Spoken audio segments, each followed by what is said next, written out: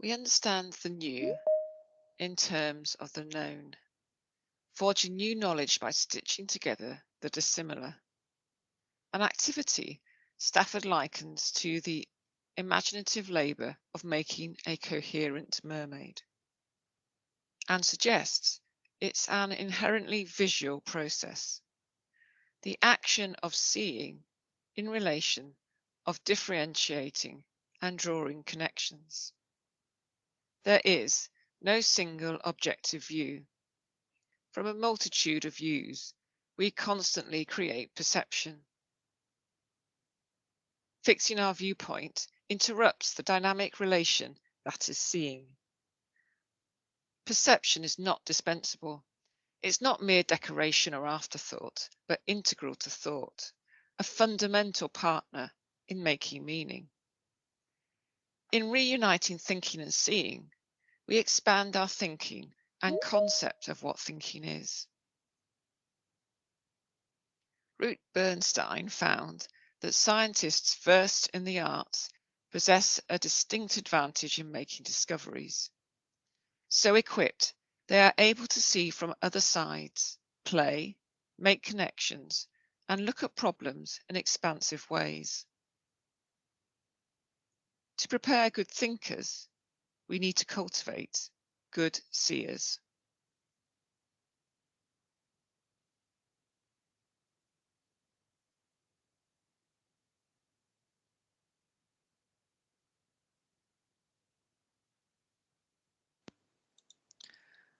Okay, I noticed during that there's some people in the lobby, so I don't know whether they've been allowed in. I'll just check that. Okay, I can't see that anybody is in the lobby at the moment. All right, okay, it's okay then. There you go. I've just admitted someone else. So sorry, that's so yeah. So hopefully that gives you an understanding of the idea. I think the approach to the workshop's about drawing methods and thinking in spatial ways, but also I guess it's trying to explain, I guess, an idea of the fact that this kind of sense of spatiality is actually in everything we do. It's kind of a context behind that, and very much a part of certainly the ideas that I'm going to share with you in terms of the drawing methods that I used or I use in my research is the idea of being part of this is storytelling. So I need to tell you that we're recording this session, and so in the future the video is going to be edited and uploaded to the White Rose website.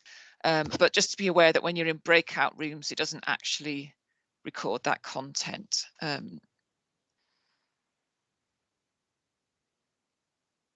Okay, so a quick timetable for this morning. You don't need to memorize this. It's just to give, basically the idea is that we're going to have a session now introducing each other and thinking about what it was that you wanted from this workshop. So the learning outcomes that are actually yours.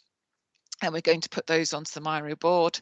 I'm going to show you a video that I actually made in my postdoc year at the University of Leeds, which is about my research, a summary of my research, some of the things to think about in terms of drawing methods and methodology. We'll have a short break because I think 2 hours is a long time to be online.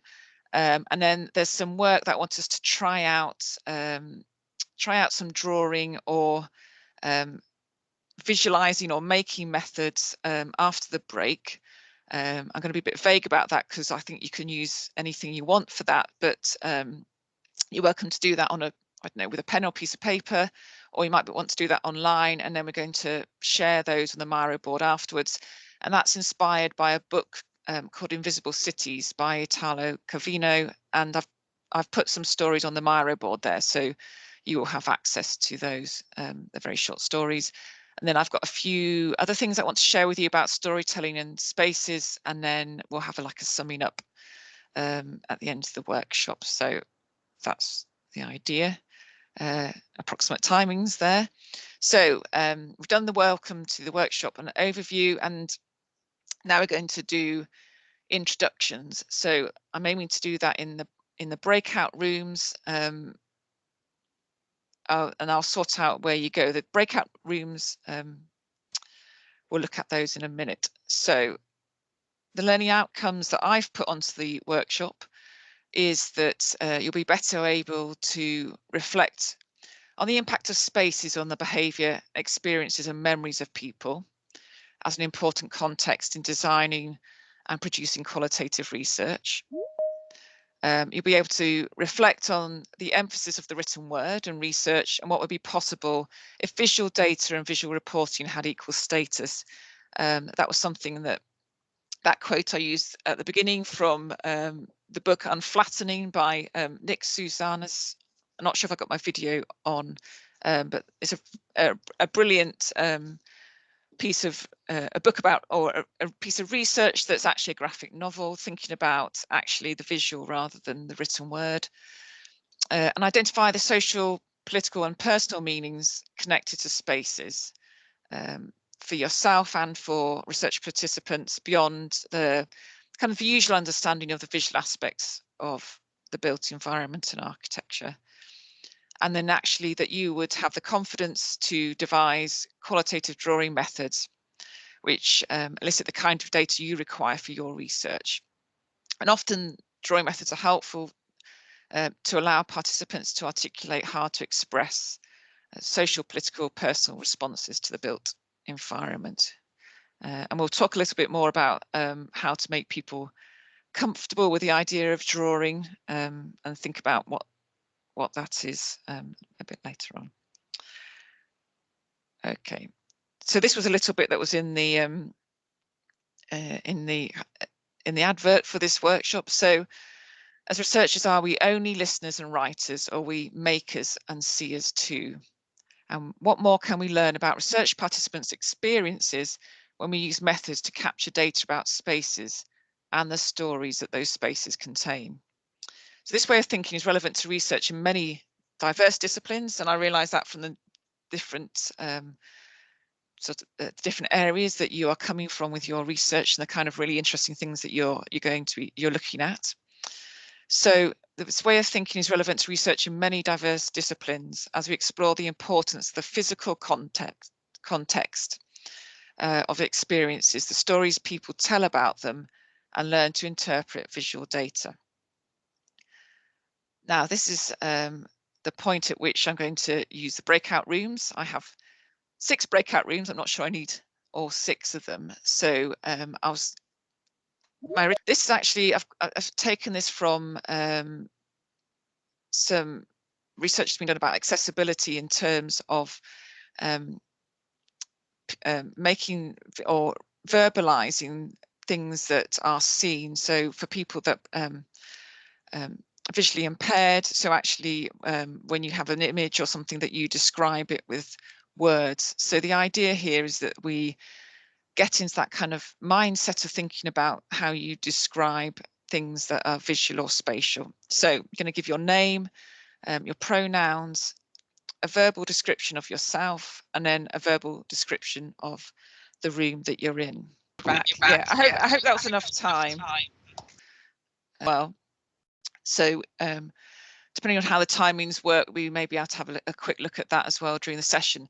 But what I was hoping you would get out of that is actually just from doing that, the process of doing that yourself, you'd learn from that as well.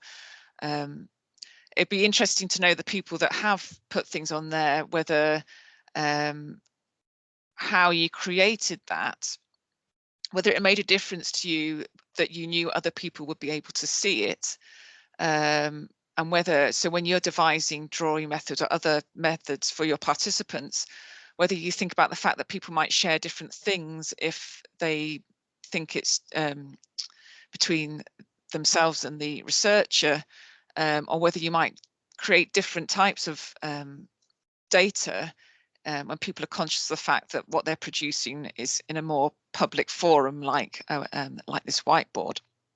So just here bottom left, I've got a little board here that for your benefit and my benefit really is that what I would like you to do is to use the Postit Notes, which are this sticky note option here, and just share one thing that you wanted to get out of the workshop, and then I will review those as we go along, but also mostly in the break, so that I can make sure that if there's particular things that you all want to cover, then make sure that we cover those things. So we've just, if you want to take a couple of minutes now to put a Post-it note on there and think about what it is that you particularly want from the workshop.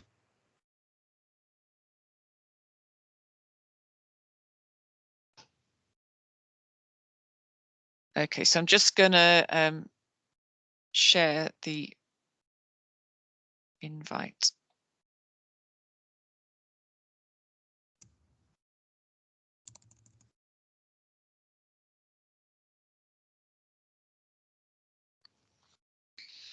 I have been using this the Miro board with my interior architecture students. It's a really has been a really great way to share this kind of visual drawing, creative processes together. It's been like our virtual studio, and in the times we're in, I don't know what stage you're at with your research, but you might find that actually when you're working with participants, that something like this might be a way of doing that. It does cut across different geographical boundaries. You don't necessarily have to be in the same country as the person you're working with. And once you've got the hang of the tools and how to do it, then it can be really helpful and really collaborative.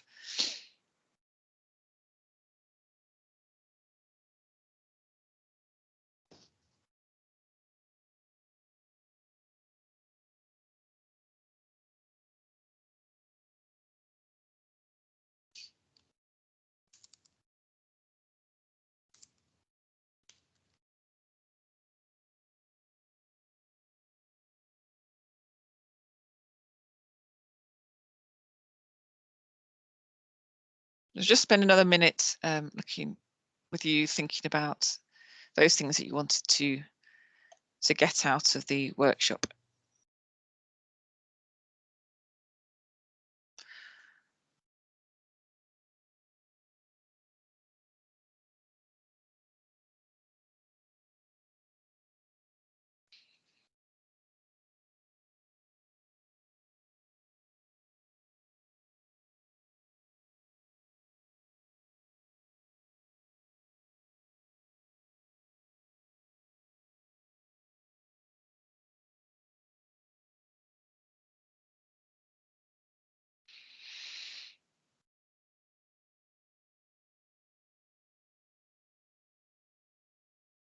Does anyone have any questions so far that you want to put in the chat? Or you can use your microphone as well, that's fine. I'm used to my students preferring to type things.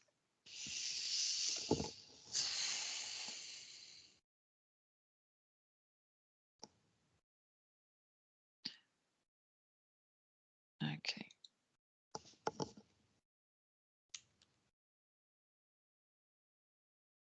Okay, some really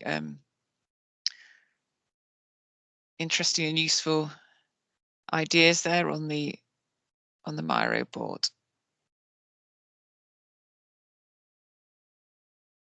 Okay.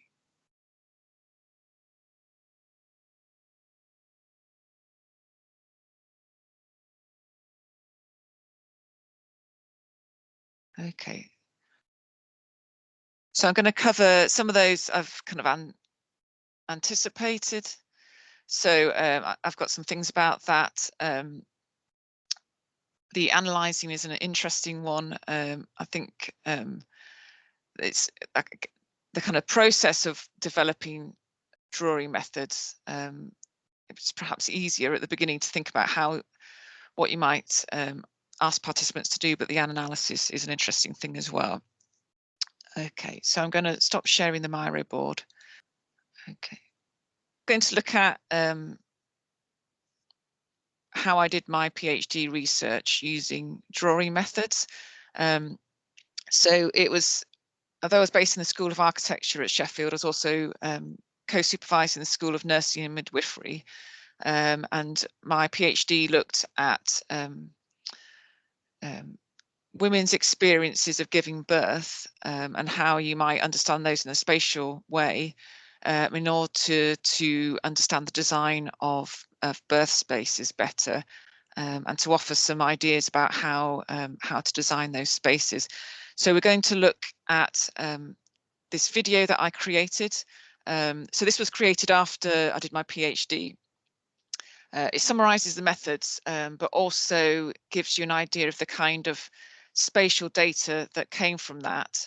One of the things I'll say in terms of thinking about analysis of drawing methods is that what I discovered is that you always need the creator of the image or whatever it is they've made. You need their interpretation in order to understand it fully. So whenever you're analysing drawings, it's not just the drawing data, but you also have, so I had transcripts and drawings, and I had to put those side by side. So we'll talk about that after watching this video. Please tell me if there's no sound. Birth spaces, design research.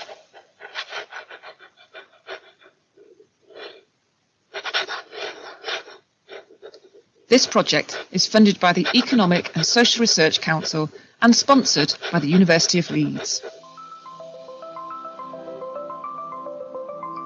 Hello, I'm Sarah. I am an architect, antenatal teacher and volunteer in NHS maternity services. I am the researcher who completed the research that I want to share with you today. I believe this research can have a powerful and positive impact on the childbirth experiences of women, babies and families, especially with your contributions. At the end of this short video, I will tell you how you can become part of this project.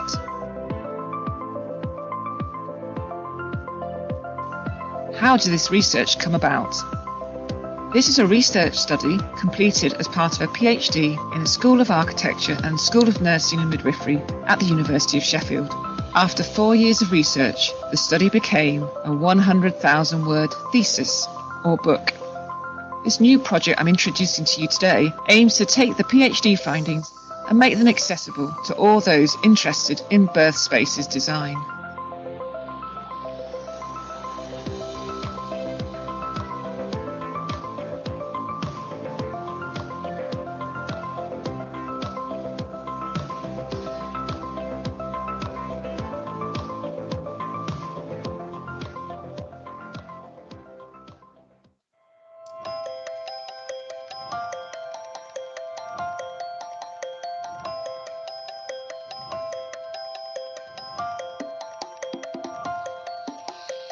The study took place across 2 cities in West Yorkshire.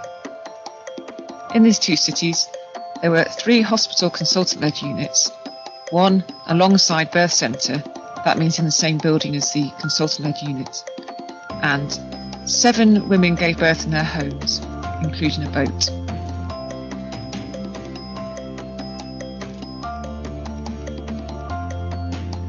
24 women took part in the study in qualitative interviews using drawing methods. These interviews took place in mostly in women's homes, and they were asked to recall the most recent birth and draw what they remember of the spaces, and we talked about their experiences at the same time. Having recorded the interviews, I wrote transcripts so that I could read those for the analysis for the research. The women drew on flip-chart paper with pens, and they also had stickers that they could use, which I offered later on in the interview, so they could think about how they felt about the space in terms of words and feelings, but also thinking about what positions they might have used in those spaces. Here is an example of Heather's drawing.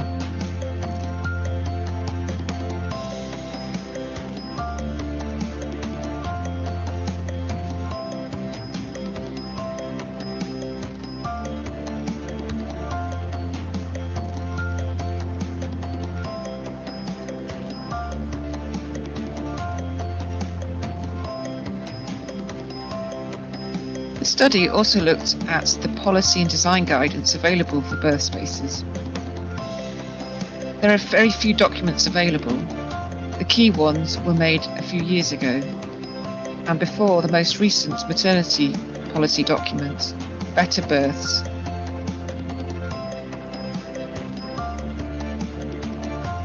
The thesis proposed that the current documents that we have need updating in light of Better Births and the research that I did.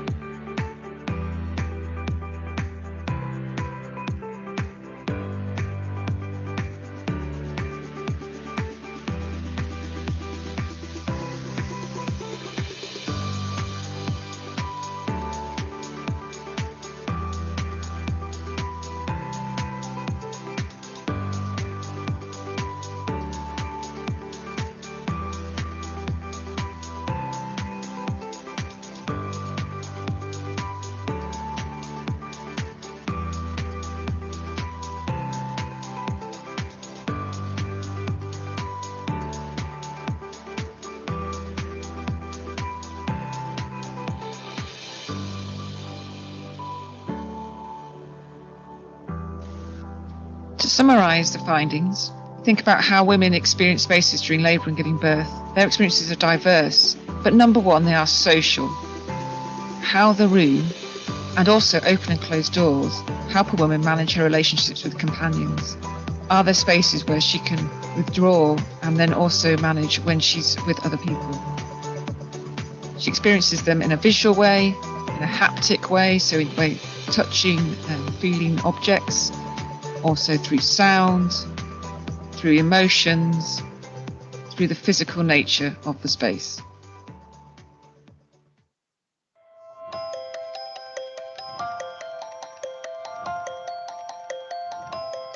I'm just going to stop it there, because actually this is a video about asking people to participate in my Postdoc Fellowship, which is not quite as relevant to this workshop, but you can watch the full video if you want on YouTube.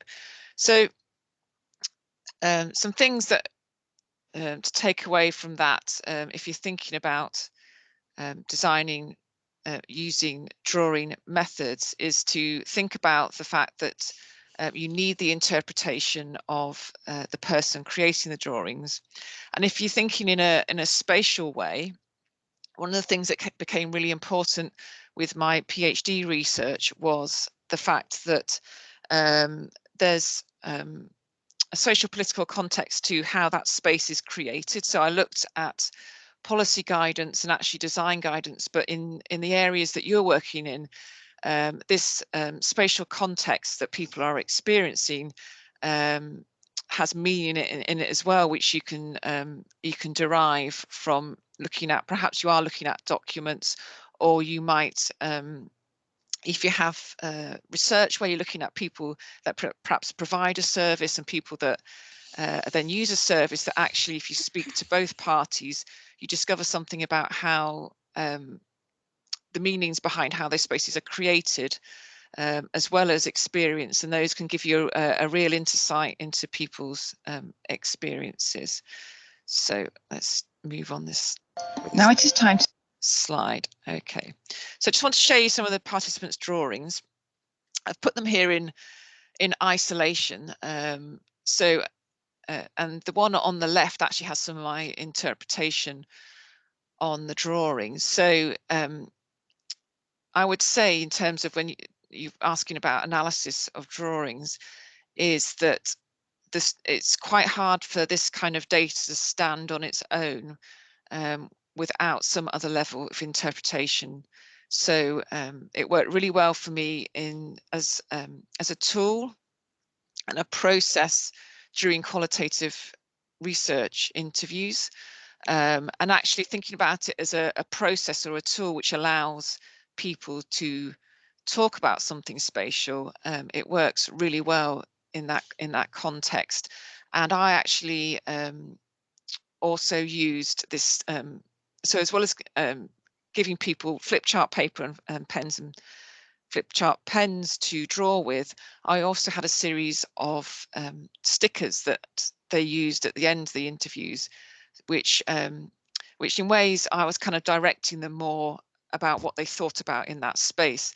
So in terms of thinking about people feeling comfortable about drawing, so there is an issue around participants feeling able to do the drawing. So pretty much without fail, at the start of every interview, the participant said to me, I don't think I'll be able to remember the space, or I'm not very good at drawing. And then actually in the process of the interview, they were able to remember the spaces very clearly. They started by doing their own drawings, and then I offered the stickers, which had a more directed way of thinking about the space. They were offered later on. So it depends on how much you want to draw out, how directive you want to be in terms of people and participants creating this kind of data. You can also, if it's in a particular space, you can draw out how different people experience that space in different ways. So here, the participants had actually used the same room, but actually had explained their experience in a very different way. So it's a way of exploring how the significance of perhaps significant things in that space that are significant to a series of people if you're just looking at one space, because the people that I spoke to had been into many different buildings. This only occurred in a few instances. Okay, so just give some ideas now, thoughts about why you would think about spatiality in qualitative research. So this idea that I think about people's experiences in a qualitative way, that these experiences have a physical context, as well as all the other contexts that are available, which does have an impact on those experiences. And that physical context, the space or the room that things happen in, they have been created in a social, political, perhaps personal way as well. So it adds to the richness of understanding those experiences. And this idea that there isn't one objective reality, but multiple realities or multiple understandings of these contexts or the space where experiences are taking place. And there are some disciplines, for example, my background in architecture or planning and other design disciplines, where you're really interested in this kind of spatiality in order to understand design and layouts. I don't know if anyone can let in the person that's in the lobby. That'd be great. Thank you.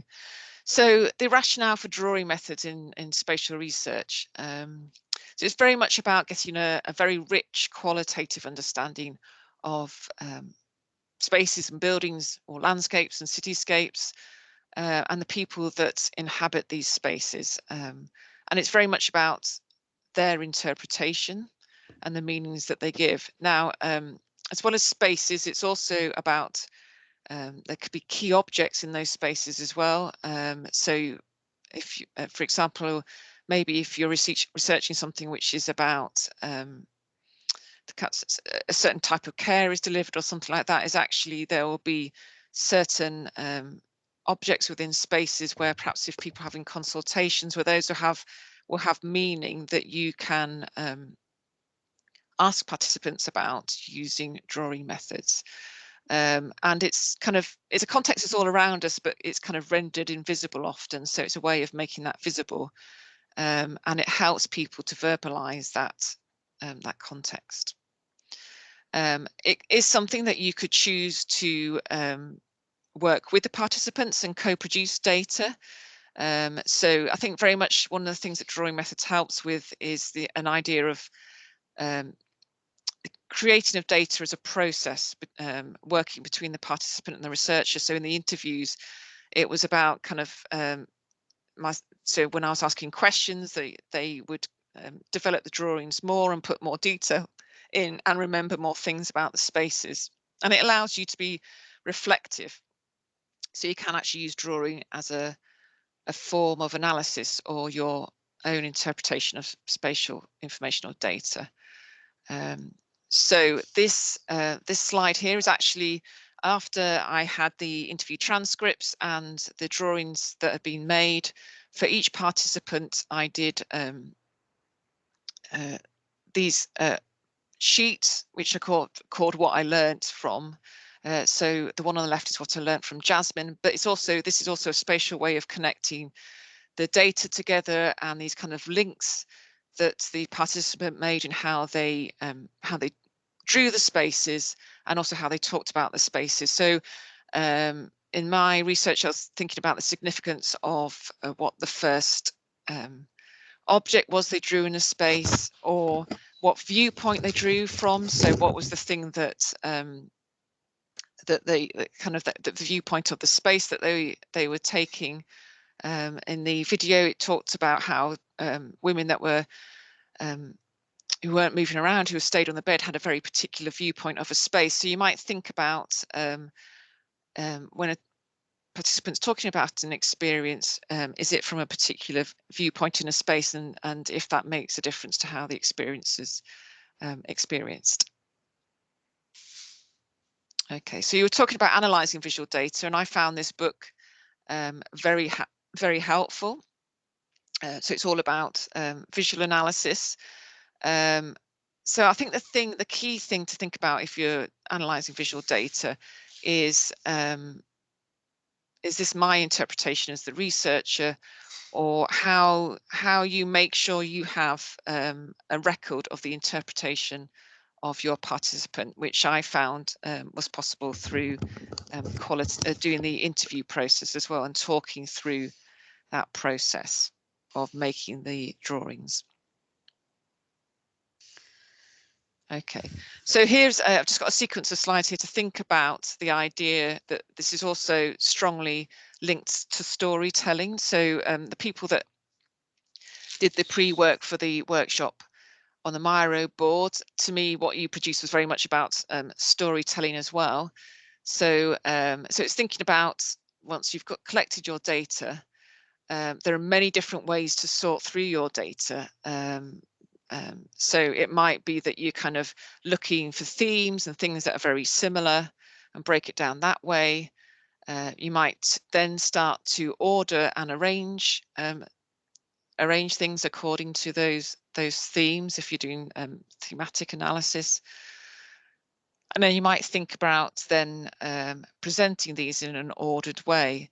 But it's also the idea that actually this this data could actually be explained with a drawing. So it's the same data, but it builds this much richer picture of something that's visual and has a kind of spatial quality to it. So I don't know if there's any questions at the moment. I'm going to suggest that we now take a short break. So if there's any questions that you want to put in the chat, we're going to have it's going to be a 15-minute break. So vocals, it's not a good look. So what I found really interesting reading some of the things that you wanted to take away from the workshop this morning was looking, so one of the things I wanted to kind of just chat with you about now is this going back to the idea of analysing visual data, but also I was talking about that when you're asking participants to use these methods, that you also need their interpretation of what they've created.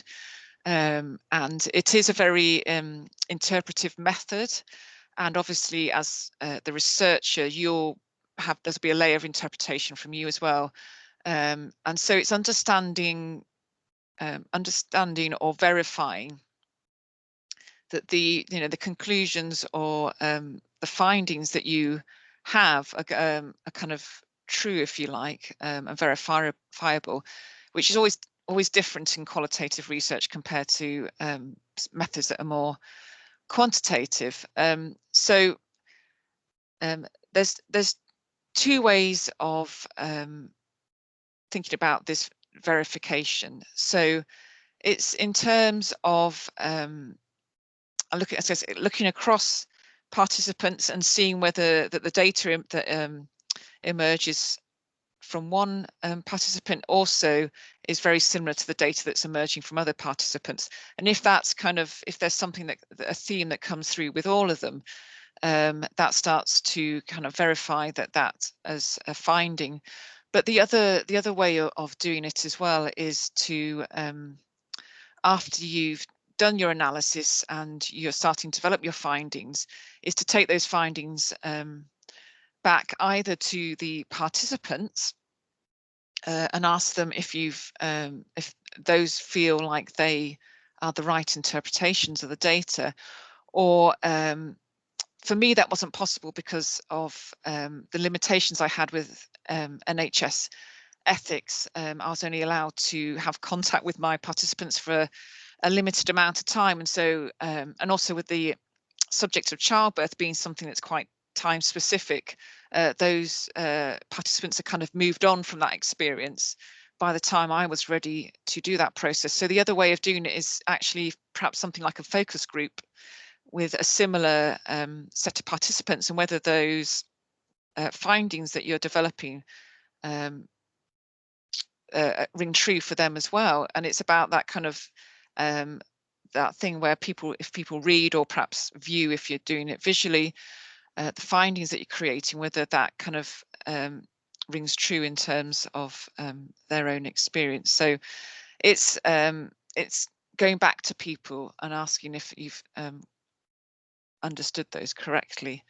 And then I think people have concerns about how to get participants to engage. So I think it needs to feel, I think in particularly in the kind of UK society, there is a sense that art is something that's specialist, or that you have to be talented to draw. And I think it's about setting up the methods and setting up perhaps the interviews in a way that shows that this is kind of it's not about the quality of the drawing, but it's about what things represent for the participants. So it's just making it clear that it's I think one of the things that my participants found really useful was the idea that the drawings that they created wouldn't be publicly displayed with kind of in a way where it would they would be identifiable. So it's the fact that actually they were anonymized, they were given pseudonyms, and actually the kind of the drawings weren't connected to them once they'd been through the process of analysis as well. So yeah, and it might be that actually perhaps if you get a group to participate together, or if you actually do some of your own drawings, or one of the reasons I did the pre-work is that one of the things I found really helpful in my PhD is that I actually piloted some of the methods with myself and thought about actually at which points did I feel uncomfortable about this, and why did I feel uncomfortable about doing this, and what kind of things could I put in place to make other people feel more confident about that. Put 3 stories on the bio board. So in this section here, so these are very short stories. They're only like a page and a half. Most of the stories.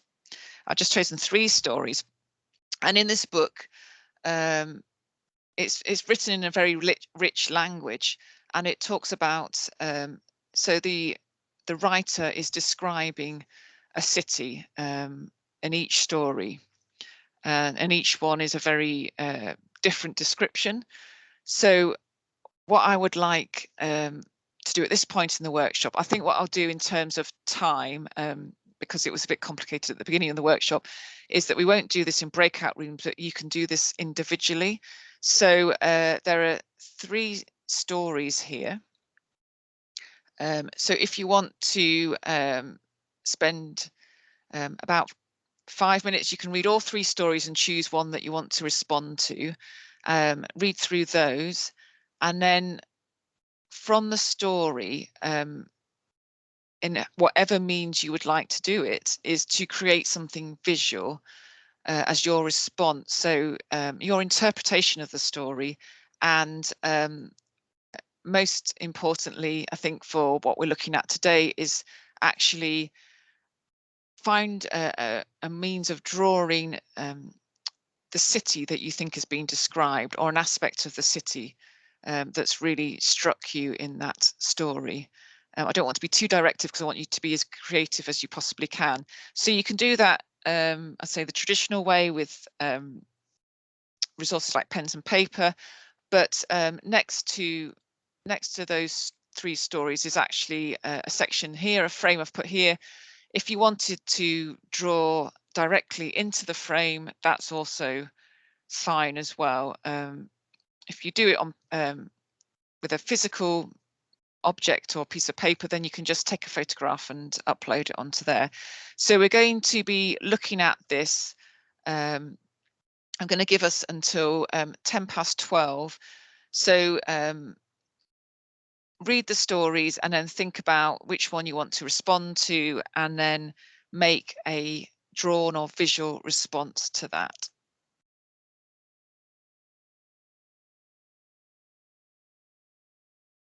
I can see one of the stories got larger, so I'm just going to reduce it in size. Is everyone happy with the instructions for that? Are you clear about the instructions? Thanks, Maya.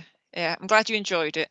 So we just got a few more minutes on this, thinking about your visualization of the stories. If you want to pop those onto the Miro board.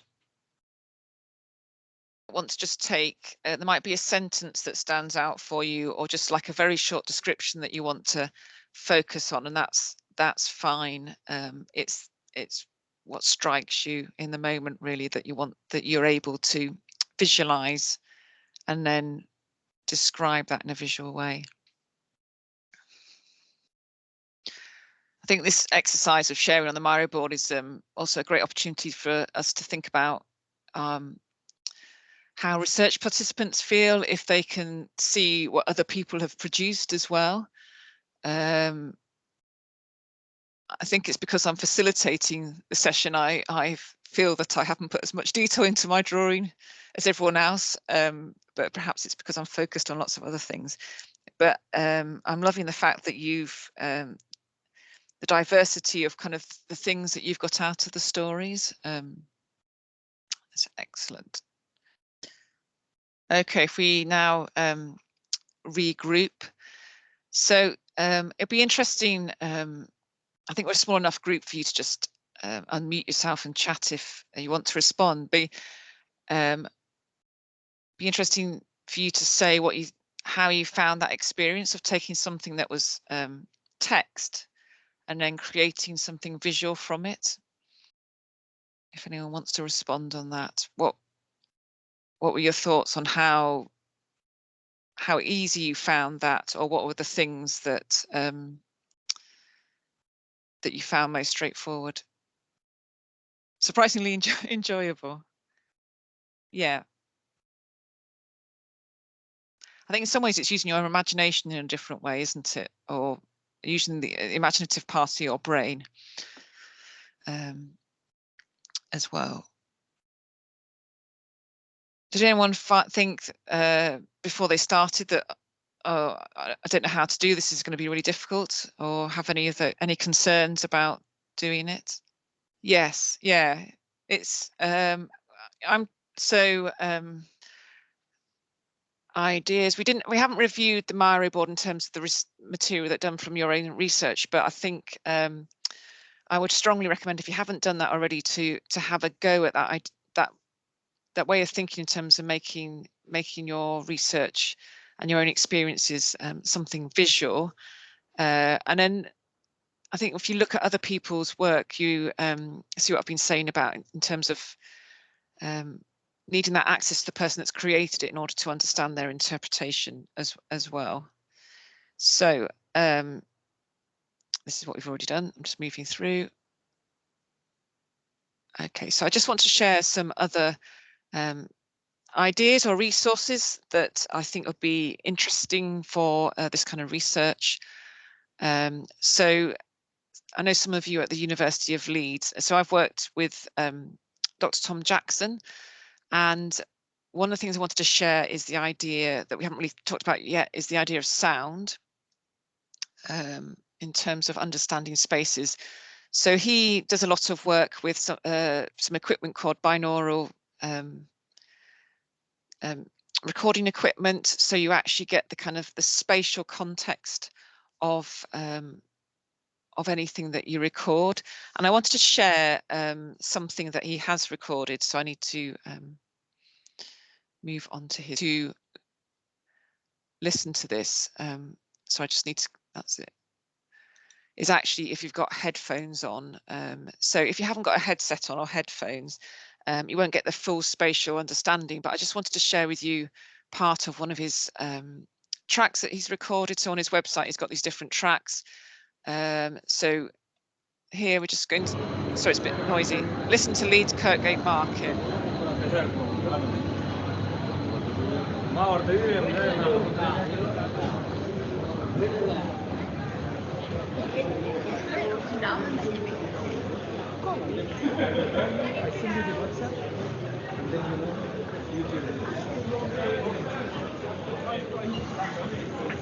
So the way he recorded this is just to walk through the market space. Those changing snippets of people's conversations.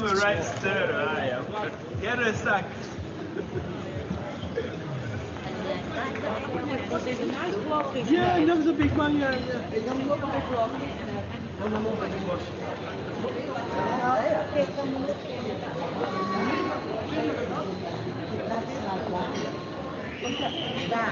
I know. It's a hell of a lot smaller than that.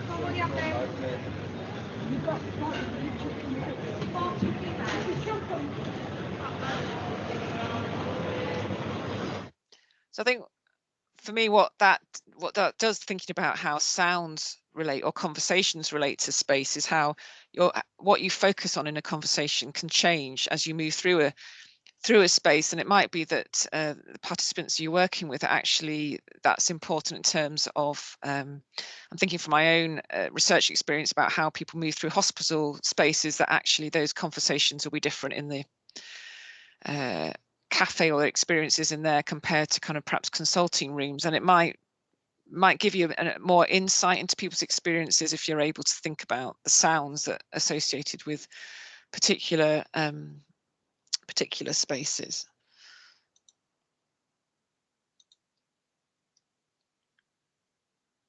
So next we're going to think about, we've taken a piece of text, which is a story, and done our own visualization. So we're just going to watch a little bit of a story told without any text. So if whilst you're watching the video, think about how it represents things like locations and objects, how it uses sound and conversations, and different viewpoints from the people that are participating. Now, this is actually part of on a website which is actually about creating online blended learning. So it does. So it's kind of intended for an educational purpose, but I think actually some of these techniques or methods are equally valid for research. So that's why I want to share it with you, just to kind of inspire you to think about how I think there's some really interesting things happening in digital learning that actually could equally be as helpful in research. Because I've accessed this once before, actually doesn't show you the opening screen, but this is a story of a schoolgirl, and I won't give any explanation of it. We'll just watch it and see how much of the story you can understand without any text. Everything is a mess. I want to talk to you about keeping things tidy and keeping not a trail of destruction around. Lily, don't forget your lunch. Oh, get lost! Came in the game by force, and I'll choose when I leave. I'll be the last man standing, the man can't stand it. Soon I'll be through in the... No, you can't say that. You can't say that in the English.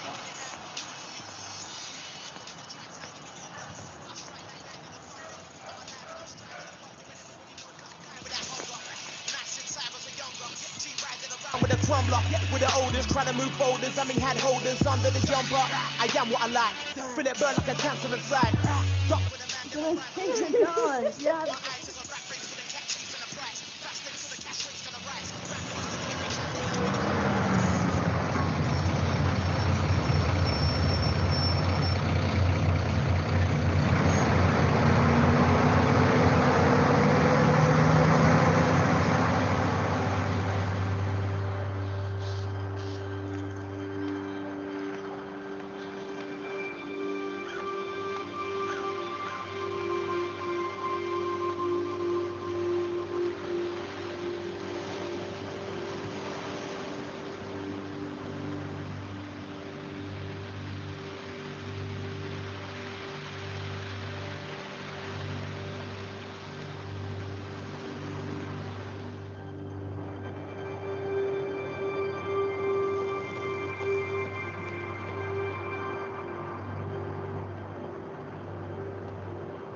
Hello. Hi there. You're in Mr. Craven's tutor group, aren't you? I'm a supply teacher at your school. Miss Adams. Well, Kitty, really.